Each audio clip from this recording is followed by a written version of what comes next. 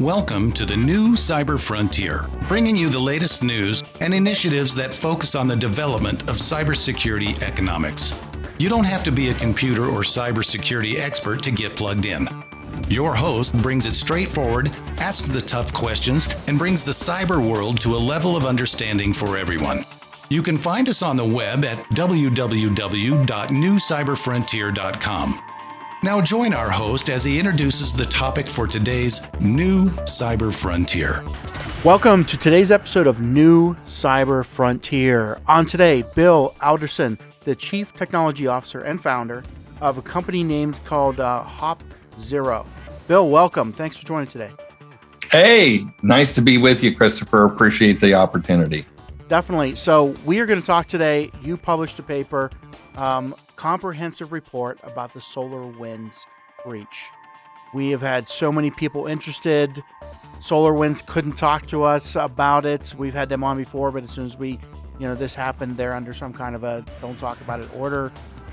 So we're hoping to get some good input from you. And I know our listeners really want to kind of unpack this and hear as much as they can digest about it. Sure. But Bill, first of all, tell us a little bit about yourself and how you got to where you're at. Sure. Well, back in 1978, I went to work for Lockheed Missiles and Space Company in Sunnyvale, California. And very shortly thereafter, because I was doing modems and communications personally, Lockheed picked me to do communications for a large, secure government project with encryption gear, et cetera. And I had a multi-node network that had intelligent network processors and encryption gear, et cetera. And it took a year and a half to get somebody cleared for the program. So moi had to figure everything out. And I was a fair-haired kid. I did have hair back then. And I had to learn everything. I had to go to PBX school. I had to go to DDCMP DEC protocol training, Ethernet training, Wang word processor training. And I had to do everything and figure all this stuff out, which was an advantage, it turns out, because I learned the black art of how all of this stuff worked. And then I had to do packet analysis when something didn't work right. And I started looking at packets with a Halcyon Datascope in 1980.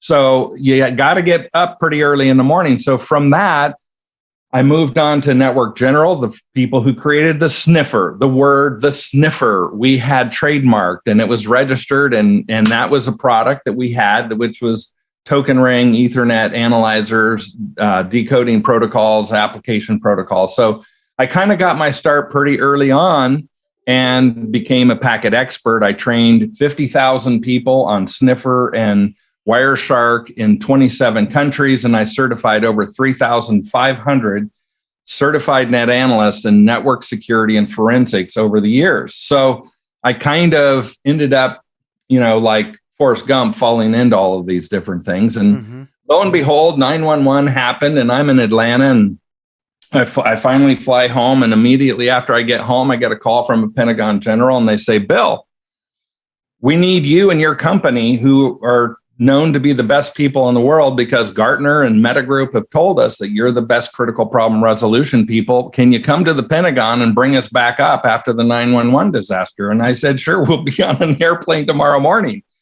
So we arrived while the building was still on fire, escorted in with soldiers and, with machine guns and that sort of thing. And we start diagnosing problems on the Pentagon. And they had no network documentation, so we had to reverse engineer everything because the airplane hit the server with their online documentation system. So we had to reverse engineer, bring it all back up. They had a couple of thousand servers. They had to re-schmozzle, all sorts of problems, and we had to do that. So I kind of got famous, and then ABC News did a story on me, and if you Google Bill Alderson and Pentagon, boom, up will come 4-minute story on what we did to solve those problems. So I kind of ended up de facto becoming, one of the world's foremost security experts.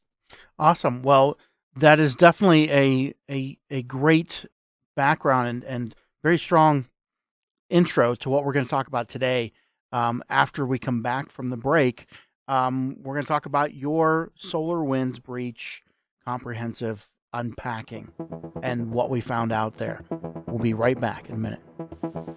Blockframe technology offers next-generation blockchain-managed trust and security. Unique non-fungible tokens are used to secure software bills of materials to provide data quality and security for every transaction in your supply chain. Deploy advanced peer-to-peer product security, scale zero trust capability to millions of IoT devices, allow vendor tracking and accountability, and rapidly reset from compromise. Unchangeable, time-sequenced blockchain data provides next-generation security using machine learning trust algorithms and audit analytics. Start securing your supply chain today by contacting Blockframe at www.blockframetech.com. Welcome back to New Cyber Frontier. On today with Bill Alderson. And before the break, we talked about your background firefighting for the Pentagon and putting stuff, forensics there and everything. Let's now look at this SolarWinds breach. So many people have asked for, to get somebody on to talk about it. We've tried to get SolarWinds. They're unable to comment. So let's kind of talk where you started. With the data being and things being so hush-hush on this, where is your data sources for this? How did you come about this? I'm glad you asked because it's pretty cool. When the problem first started back in early December, I was listening to everything going on and Microsoft was popping out what URLs they're using because they were trying to help people resolve it, right? I don't know how much of that still exists out there, but early on, they disclosed a lot of different things, even the URLs. So I took those URLs in my lab and I actually went to those different URLs of the actual SolarWinds exfiltration breach URLs, and I analyzed them with my sniffers. And then I loaded it into my systems, and then I could see where they were going, what they were doing, what ports and protocols, how they were, what their MO was, and what they were doing to basically exfiltrate the credentials that were inside the Orion monitoring system out to of customer information, and essentially, taking this information out so that the criminals could get a hold of it. Right. So consequently, my source was packet traces and that sort of thing, and information that came out early on those things. To add another little element of interest to your listeners, in the mid-90s, I taught sniffer and Wireshark and protocol analysis, right? And in San Jose, California, I remember 2 or 3 engineers coming in who worked for SolarWinds. They were the founders of SolarWinds, the technical founders. Well, those guys are long gone, the technical founders, but obviously the SolarWinds breach was of interest to me. And then I found out those guys were gone, replaced by all the MBAs that Elon Musk talks about being so wonderful of taking technology companies and moving them forward. That's kind of a joke. I caught that little sarcasm there. So in that terms, did you see things that you had from back then in what happened here now, or some problems that started long ago that were unaddressed?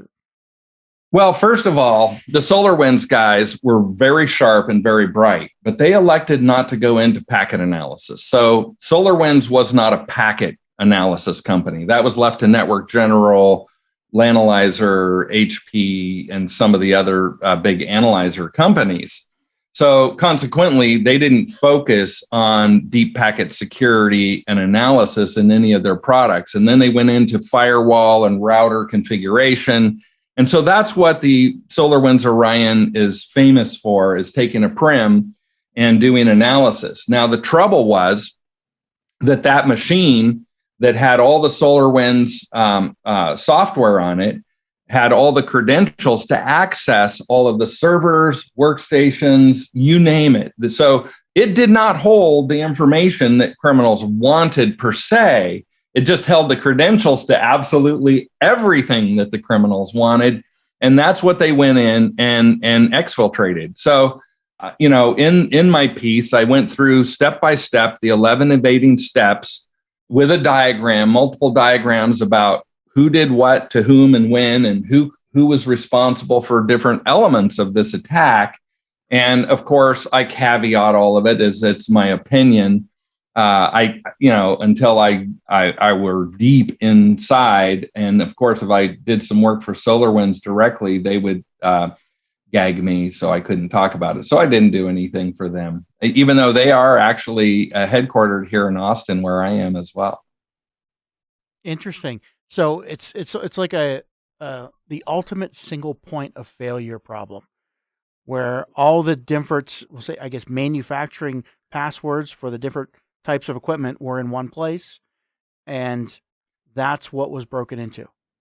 Yes. And so, first of all, the hackers put the DLL into the coder's files. The coder then compiled the files. The compilation then was signed as a secure package. It went out to the internet to get downloaded by all the customers of SolarWinds. And these victims sucked down that upgrade, put it into their SolarWinds server. Now, one thing that people don't quite realize, do you know that it wasn't the software update that was actually the download that compromised everyone, but rather, every time you install software on your computer, it says, do you want to participate in the software improvement program? And so you click that little button, and then you give anonymous information back to the manufacturer so they know how you're using their software. Well, it was the software improvement program update that they compromised. It was not the software itself. And so if you click that little button, you win the prize. You get to get compromised by the update for the software improvement program that got downloaded in, that ended up compromising. And so in my piece, I talk about, well, who could have helped them do this? Who was the insiders who helped these hackers and these criminals get all this information? Because how do you know what directory to put that file in? How do you know what IP address those files are stored on? All of these different pieces of intimate information. There was intimate information that they needed to know the software improvement program. They needed to know how everything updated. They needed to know intimately the file structure of the Microsoft development systems that they were using. They needed to know all those sort of things. And then once they put that on that system, it first went out and said, hey, do I have internet access? And all those 18,000 people who got compromised, the big problem was not these hackers. The problem was they left their doggone doors open. They allowed this package to come in and get installed. Now, that was SolarWinds and the criminals' problems, but the victims allowed that to happen. And then secondarily, the hack would have stopped right there if they didn't have internet access from that platform. Would have stopped completely. Would not have happened. So that's where item number 2 in the report talks about taking your vital servers and making certain that those vital servers are air-gapped from the network, from the internet. Seriously? Why would you allow a system that was so key like that to go, directly to the internet without any stopping? So that's what ended up happening. And then not only that, the part of authority for the DNS address that went to that Microsoft Azure system was called, sinkhole dot blah, blah, blah. It was a hacker's DNS start of authority that gave them the address of 20.140.0.1, where the Microsoft Azure system was, that they exfiltrated all the information to, so that they got all the credentials so that they could break into absolutely any firewall, any server, any workstation, every server inside. I mean, they had total access. So consequently, that's part of the problem. They left their DNS open to go out and accept start of authorities who were totally bogus. They let the platform go directly to the internet. And so when people start talking to me about Oh, they're so sophisticated. They're omnipotent. They're all powerful. They're omniscient. They're all knowledgeable. They're omnipresent. They're everywhere at once. That's malarkey. You can stop these guys. They're not that smart. But because of the fact that NSA, CIA, and FBI lost their own tools out there in the wild, it allowed very elementary hackers access to the most powerful tools developed by billion-dollar United States government agencies to have these tools and ability that only the most knowledgeable people in the world could have. And now you give these tools to somebody. No wonder there's a ransomware attack every other day, because the US government lost the doggone tools that we paid for to be developed.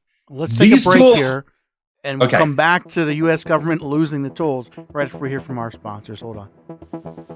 Blockframe Technology offers next-generation blockchain-managed trust and security. Unique non-fungible tokens are used to secure software bills of materials to provide data quality and security for every transaction in your supply chain.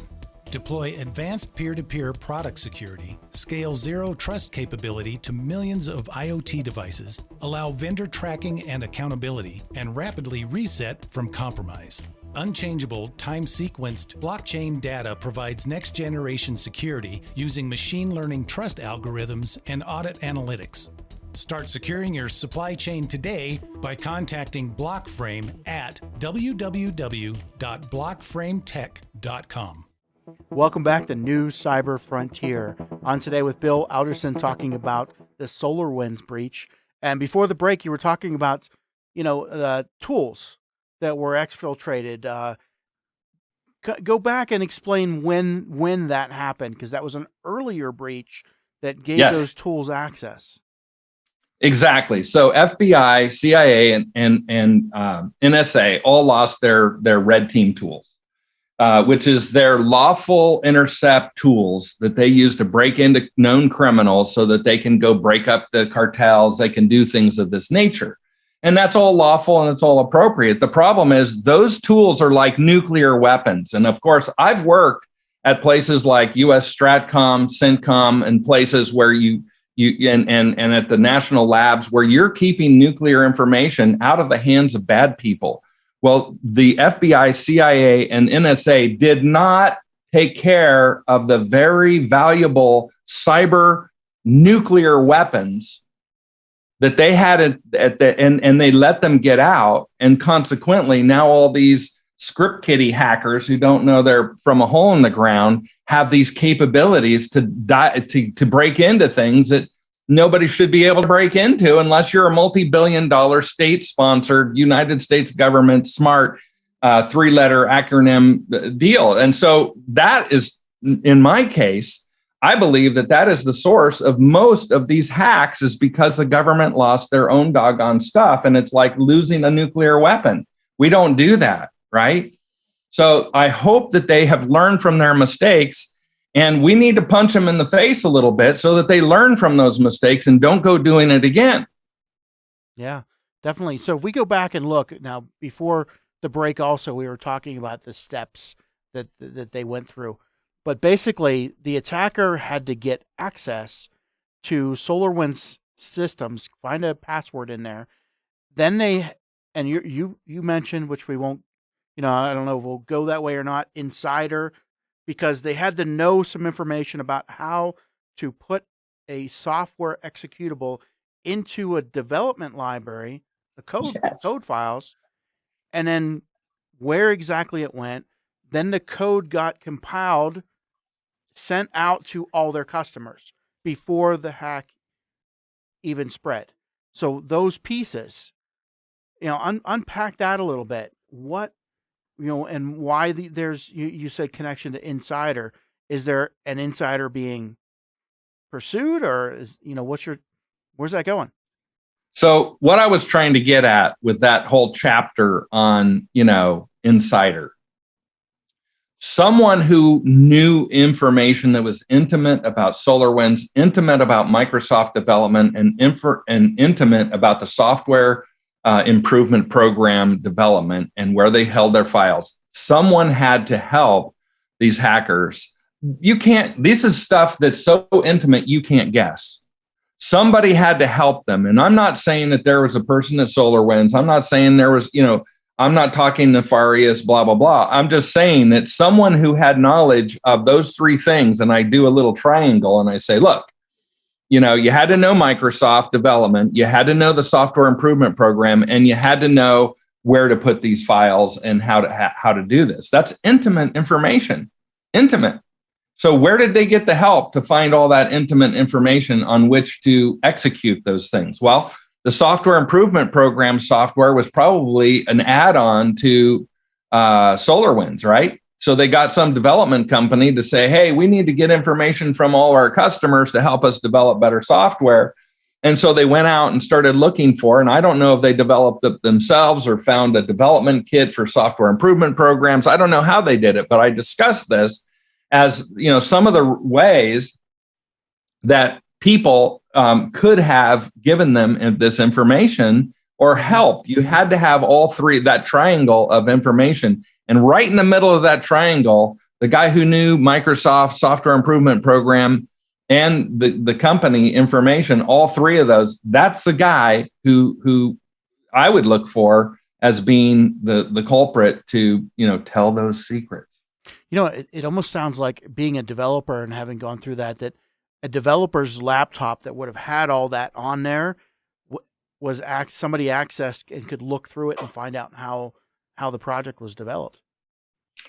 Well, it's either that or some of the developers that did the software improvement program were involved, and they could have given an RFQ out and said, hey, we want to develop this. We're looking for pricing. We need people. And here's what we want to do. And so that information could have gone out and far and wide, Russia, China, North Korea, you name it. It can get that information can get out there. And then you've given key pieces of information from your RFQ for software improvement program. And that's just a one potential, right? I'm not saying that's what happened. I'm just saying that is a potential for how intimate information could have got compromised in a way that the hackers ended up being able to access. Interesting. So now the second part, the software is released with a valid signature. You pull it down, you trust it, you put it on your machine. And the next piece was you had to let them have access to make the product better, right? That little statement that says, would you like to grant the company access? So if we unpack that one and we just say, should that exist at all in something so critical and so central to the government? What's your thoughts on that? So my thoughts on that is you won't find me clicking that button on any more software ever, because I started figuring out 2 and 2 equals 4. I'm not clicking that button on anything. Why? Because it gives us access to, internal information about how these things are done. And yeah, I'm not going to give up any of that anonymous information that's going to help them figure things out. Yeah, I mean, that's almost like a privacy concern where it's like, do you care about your private information? If not, click this button.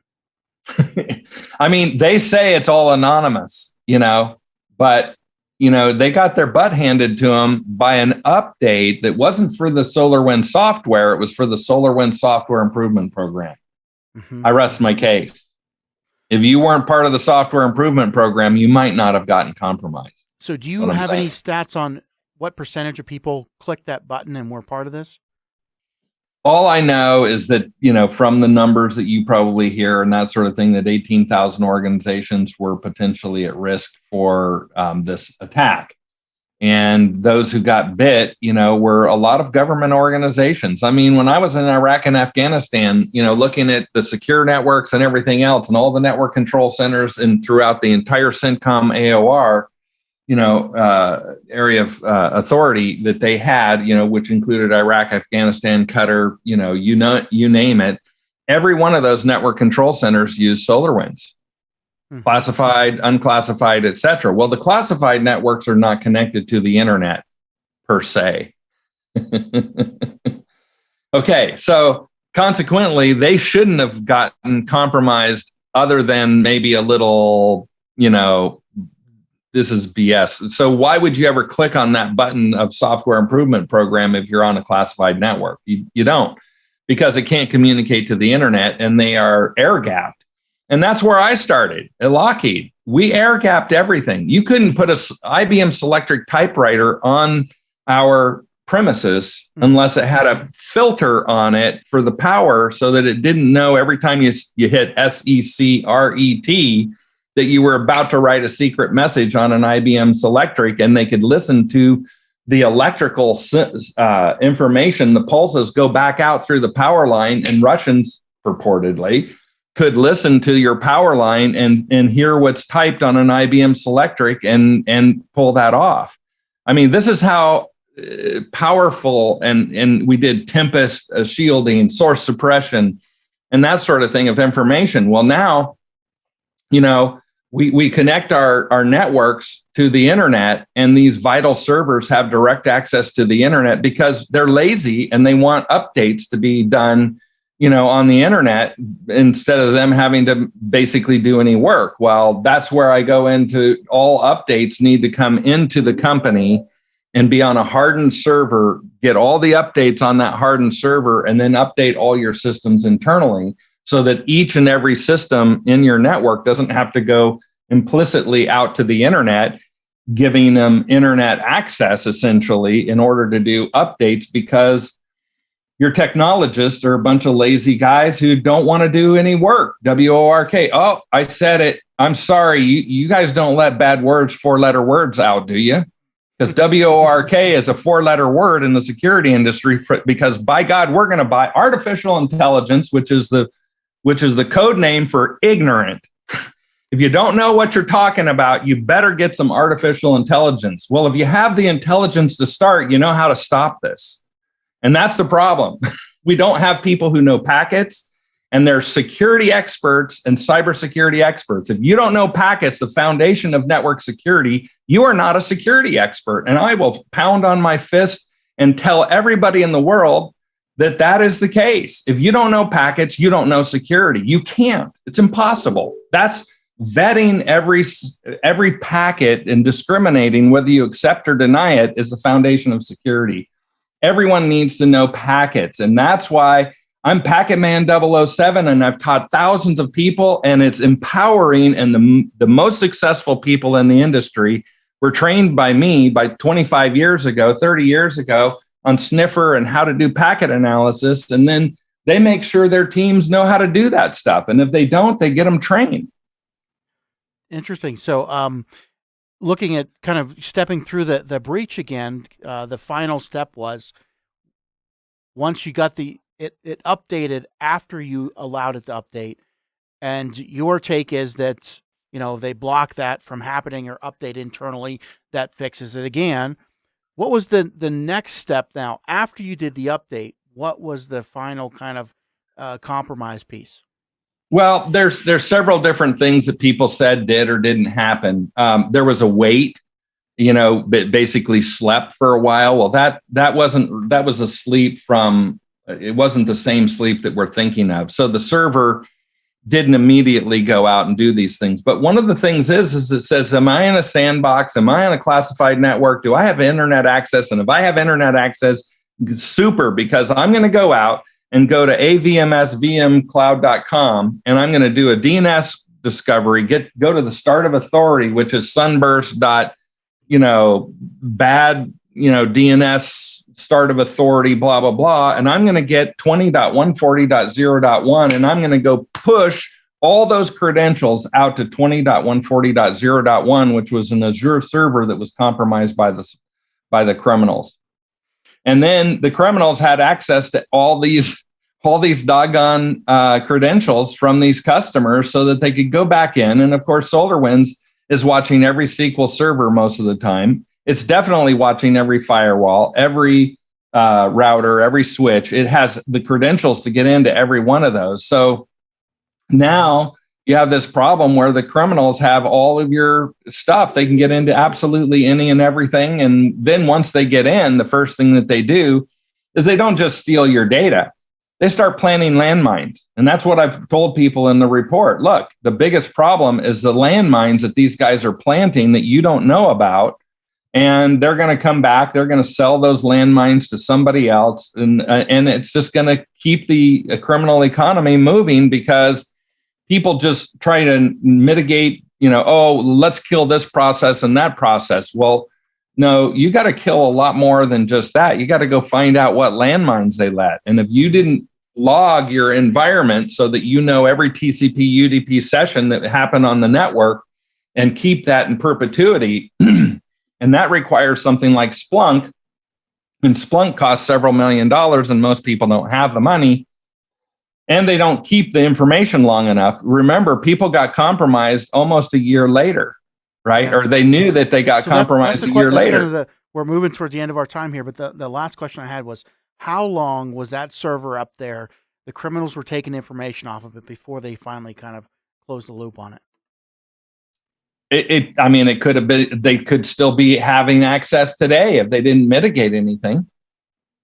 And any of the landmines that they set could still be there, right? I mean, that AWS server that they were pushing. No, it's not the AWS. It was an Azure server, a Microsoft server. But yeah, that server's been, taken down there. I had to really how long that was up and they were using this process before it finally was identified and shut down. Well, they think, close to a year or maybe more earlier. Okay. So if you were logging and you only log for a year, you have petabytes of logs of all these minutia logs coming from every device. And if you don't have, 6, 8, 10 years worth of that, you lose visibility as soon as you stop storing it. And some companies, it costs $30 million a year just to store all their Splunk logs. Yeah. Yeah. It's just kind of closing up and saying, if anybody during a year's time, that's how long you might have been in this loop. So, kind of closing out here, Bill, it's been great talking to you. Very colorful here. I love it. Give us anything you'd like to get out to our listeners about how services you offer, how they can get a hold of you, things like that. Sure. So, my company is hopzero.com, one of my companies. I publish on securityinstitute.com, and I have a really great news site called news.securityinstitute.com. Every single day, I pick a news story. Like today was denial of service, and I pick a news story. I talk about that news story. I do a video on it. And then I say, here's how I stopped the denial of service at the US stock market. And here's the techniques that I use. So I teach people not only what the hacks of the day are that are killing people in hospitals, denial of service like bandwidth.com and that sort of thing, killing them. And they want $4.3 million. But the bottom line is that I believe we need to create, instead of this criminal economy we keep giving ransomware to, why don't you pay me some of that money to stop it? And other people who are good technologists, make an economy out of stopping this, and then free enterprise will stop it, because you'll fund me, you'll fund others who are really good at packet analysis and stopping these things. But right now, all you're doing is you're giving the multi-billion-dollar companies more money for getting you compromised, none of them found the SolarWinds attack, right? Yeah. And so you're giving them more money, and then you're paying off the ransomware guys who are actual criminals. Why don't you go out and find somebody who knows how to solve the problem and pay them? Definitely. Well, thanks for coming on today, Bill. It's definitely been a pleasure. Have a good one. Thank you, Christopher. Talk to you. We hope you have enjoyed this episode of New Cyber Frontier.